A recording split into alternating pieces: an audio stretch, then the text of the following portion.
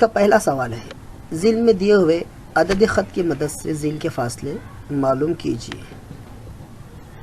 طلبہ ہم عدد خط سے پہلے واقف ہو چکے ہیں، آئیے دو نقاط کے درمیان کا فاصلہ ہم معلوم کریں۔ کس طرح سے معلوم کریں گے ذرا دیکھیے۔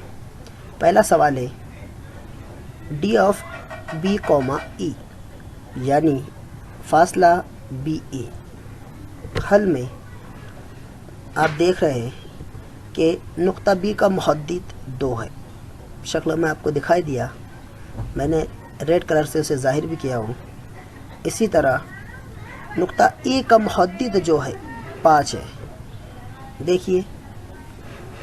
اس کے بعد ہم ان دونوں نقاط کے محدد کا موازنہ کریں گے، کون سا محدد کس محدد سے بڑا ہے۔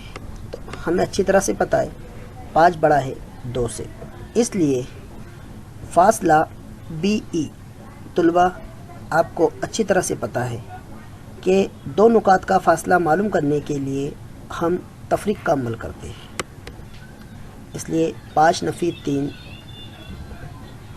اس لیے فاصلہ بی ای برابر 2۔ 5 میں سے 3 تفریق کرے تو حاصل جواب 2 آتا ہے۔ آئیے مزید اور اس کی ایک مثال دیکھتے ہیں۔ مثال نمبر 2، فاصلہ جے ایچ۔ طلبہ سب سے پہلے ہمیں نقطہ جے کا محدد تلاش کرنا ہے، تو دیکھیے نقطہ جے کا محدد نفی 2 ہے، جو شکل میں نے ریڈ کلر سے ظاہر کیا ہو۔ اسی طرح اگلا ہے ایچ، نقطہ ایچ کا محدد ہمیں ملا نفی 1، جو شکل میں دکھائی دے رہا ہے۔ طلبہ اب یہاں پر دونوں نقاط منفی میں ہمیں ملے۔ آپ اچھی طرح سے جانتے ہیں کہ منفی میں 0 سے جو جتنا قریب ہوتا ہے وہ اتنا بڑا ہوتا ہے، اس لیے نفی 1 بڑا ہے نفی 2 سے۔ تو طلبہ جس طرح سے ہم نے پچھلی مثال کو حل کیے اسی طرح سے ہم اس مثال کو بھی حل کریں گے، اس لیے فاصلہ جے ایچ برابر، اب طلبہ دیکھیے یہاں پر ہمارے پاس تفریق کی 3 علامتیں موجود ہیں۔ یاد رکھیے جب ہم کو تفریق کی 3 علامتیں ایک سوال میں اگر آ جائے تو اس وقت ہم صرف تفریق کا ہی عمل کریں گے۔ اس طرح سے دیکھیے فاصلہ جے ایچ برابر، ہم نے کیا کیا، نفی 1 کو جیسا تھا ویسا اتارے اور منفی 2 کا منفی اور قوس کے باہر منفی۔ آپ اچھی طرح سے جانتے ہیں قوس یعنی ضرب، اور ہم کو اتنا اصول ہے کہ منفی منفی جب ضرب ہوتا ہے تو اس کا جواب جمع میں آتا ہے، اس لیے ان کی علامتیں مختلف ہے، تو 2 میں سے 1 گیا بچا 1، اس لیے فاصلہ جے ایچ برابر 1۔ طلبہ مجھے امید ہے آپ کو یہ چھوٹی سی مشق نمبر 1.1 کی پہلی مثال سمجھ میں آ گئی ہوں گی۔ آئیے ہم مزید اس مثال کی طرف بڑھتے ہیں۔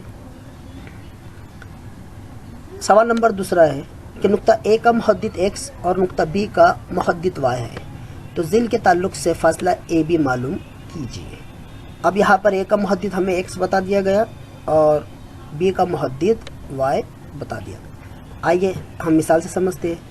x برابر 1، y برابر 7۔ تب جس طرح سے ہم نے پچھلی مثال میں 2 عدد کے درمیان میں موازنہ کیے تھے کہ کون سا عدد بڑا ہے، یہاں پر بھی ہم اسی طرح سے کریں گے۔ نقطہ اے کا محدد x برابر 1 اور نقطہ بی کا محدد y برابر 7۔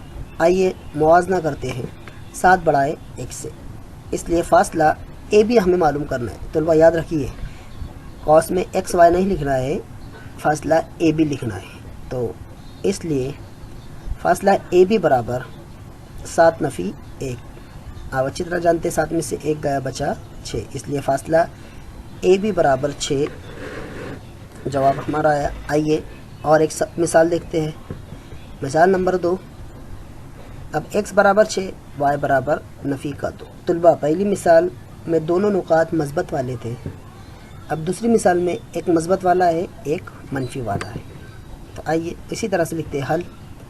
نقطہ A کا محدد x برابر 6 ہے، نقطہ B کا محدد y برابر نفی 2 ہے۔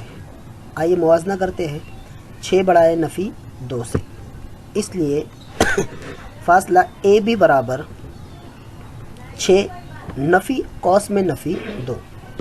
میں نے پچھلی مثال میں آپ کو بتایا کہ قوس کے اندر ایک نفی ہے اور قوس کے باہر ایک نفی، تو ان دونوں کا ضرب اگر ہم نے کرتے ہیں تو حاصل جواب جمع آتا ہے، اس لیے فاصلہ اے بی برابر 6 جمع 2، اس لیے فاصلہ اے بی برابر 8۔